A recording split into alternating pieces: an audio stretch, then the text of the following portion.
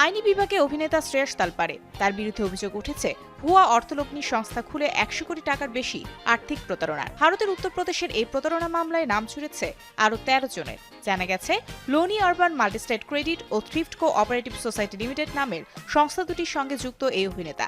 তাদের টার্গেট মূলত গ্রামের বাসিন্দারা। বিনিয়োগ করলে কম সময়ে বিপুল সুদের লোভ দেখিয়ে তাদের কাছ থেকে নেওয়া হতো টাকা। পরে যদিও টাকা ফেরত পেতেন না গ্রাহকরা। এই সংস্থার বেশিরভাগ এজেন্টই দিয়েছেন গা ঢাকা। শ্রীনগরের মাহবা থানায় এফআইআর করেন প্রতারিত এক ব্যক্তি। সেই সূত্রে তদন্ত শুরু করে পুলিশ। তাতে উঠে আসে অভিনেতা শ্রেয়াস তালপারে ও অলোকনাথের নাম। দুজনই 9 কোটি টাকা প্রতারণা করেছেন বলে অভিযোগ। 28 মার্চ এই আর্থিক প্রতারণা মামলায় নাম জড়িয়েছে শ্রেয়াসের। এরপর রাতে এই বিষয়ে প্রতিক্রিয়া জানিয়েছেন অভিনেতা। Welcome to the jungle O Housefull 5 এর মতো সিনেমাতে কাজ করেছেন শ্রেয়াস।